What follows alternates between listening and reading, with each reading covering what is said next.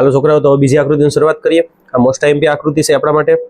અને આ 3 વિડીયોમાં છે ને માઇકનો પ્રોબ્લેમ હતો, જેના કારણોસર માઇક વહી ગયું છે, ઓફ થઈ ગયું હતું. તો મેં પાછળથી પાછું રેકોર્ડિંગ કરીને આમાં માઇક એડિટ કર્યું છે. હાલો હવે આપણે જેમ દોરીએ એમ એક જગ્યાએ પરિકરનો પોઈન્ટ રાખી 4 લીટી ઉપર 4 લીટી નીચે લાઈન મારો. આ વખતે પરફેક્ટ લાઈન મારશું તો એકાદી લીટી કદાચ વધી ગઈ છે. હા, કંઈ વાંધો નહીં. હાલો હવે આપણે સામેની સાઈડ વયા જાઉં ઈ જ લાઈનમાં, જે લાઈનમાં આપણે બિંદુ રાખ્યું, અને પરફેક્ટ નાથી નીચે લાઈન મારી દેવું. થોડુંક એડજસ્ટ કરીએ. એડજસ્ટ કરવાનું. ઉપરના ખૂણા એ પોઈન્ટ આપણે અડી ગયો, પરિકર અડવું ન જોઈએ, તો પરફેક્ટ રીતે ભેગું થઈ જશે. મારે એક નીચે લીટી વધી ગઈ હતી, જેના કારણોસર એક લીટી વધારે તમને દેખાશે. તમારે એ ધ્યાન રાખવું જરા. હાલો હવે શું કરવાનું છે, તો હવે જ્યાં આપણે બે પોઈન્ટ રાખ્યા છે બંને તરફ, જ્યાંથી આપણે બે રાઉન્ડ માર્યા છે, ચાપ મારી છે, તો ના વચ્ચેની લાઈનમાં તમે મુખ્ય અક્ષ ખેંચી દો. હાલો હવે આ આકૃતિમાંથી આપણે છે ને થોડુંક માપમાં ફેરફાર કરશું. આપણે અઢી લેશું.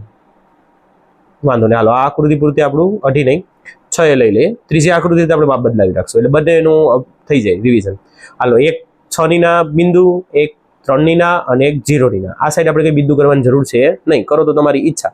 9 અને 12 કરવું હોય તો કરવાનું, બાકી જરૂર નથી. એમ કરતા જ નહીં. હું તો એમ કહું, કરશો તો ખોટે કન્ફ્યુઝન થાવ. O છે, આ આપણું F1 છે, આ આપણું C1 છે. હાલો બીજી આકૃતિ યાદ કરો. બીજી આકૃતિમાં આપણે વસ્તુને ક્યાં રાખવાની હતી? તો ભાઈ બીજી આકૃતિમાં વસ્તુને આપણે રાખવાની હતી C1 થી દૂર. હાલો તો C1 થી દૂર આપણે 2 લીટીની વસ્તુને ફેરફાર ન કરવાની, 2 લીટીની જ બનાવવાની. 2 લીટીની વસ્તુ બનાવો. આમાંથી પહેલું પ્રકાશનું કિરણ. હવે જો આમાં શું ધ્યાન રાખવાનું, આ આકૃતિમાં આપણે ઓલામાં સીધું ખેંચતા ને એને આપણે છેલ્લે રાખશું. આમાં આપણે નિયમ શું લખશું કે આપણે સીધું પ્રકાશનું કિરણ ટોચમાંથી O માંથી પસાર કરી દેવું. કેમ? O માંથી પસાર થતું પ્રકાશનું કિરણ છે ને વિચલન નથી પામતું કેન્દ્રમાંથી, પ્રકાશી કેન્દ્રમાંથી. તો આને આમ સીધી લાઈન ખેંચી લેવાની. હવે જરાક ધ્યાન રાખજો. હવે બીજું પ્રકાશનું કિરણ છે ને મામાની ઘેર. આમાં મામાનું ઘર ક્યાં છે? તો O ની લાઈનમાં. તો તમારે સ્કેલ લો અને O ની લાઈનમાં O જ્યાં સુધી આવે ત્યાં સુધી લેન્સના વચ્ચેના ભાગ સુધી કિરણને ખેંચતું જવાનું. અહીં રોકાઈ જવાનું. આ મામાની ઘેર. હવે તમારે સ્કેલને એડજસ્ટ કરવાની છે. સ્કેલને કઈ રીતે એડજસ્ટ કરવાની છે? જો O વાળા ભાગની ઉપર જે આપણે કિરણ મામાની ઘેર આવીને રેખ્યું છે ને, F1 F2 દોરવાની જરૂર નથી અત્યારે, એને ભૂલી જ જાઓ.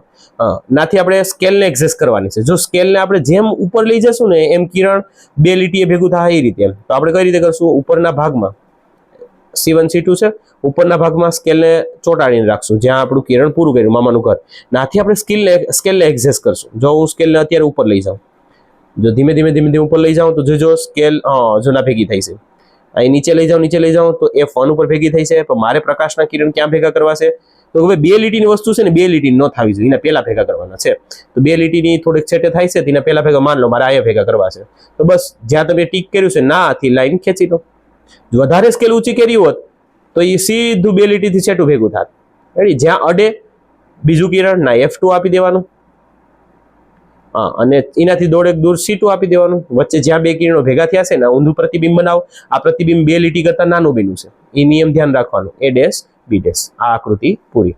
જો સ્કેલને મેં થોડીક ઉપર લીધી હોય તો એ 2 લીટી અડી જાય તો આકૃતિ નંબર 3 બને.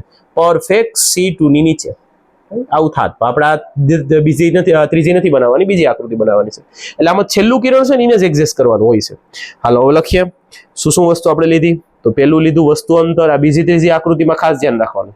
વસ્તુ અંતર ક્યાં રાખેલી છે? વસ્તુ અંતર તો કે ભાઈ C1 થી દૂર. પ્રતિબિંબ અંતર ક્યાં રાખેલું છે? ક્યાં મેળવ્યું છે આપણે પ્રતિબિંબ? ક્યાં મેળવ્યું છે? તો કે F2 અને C2 ની વચ્ચે.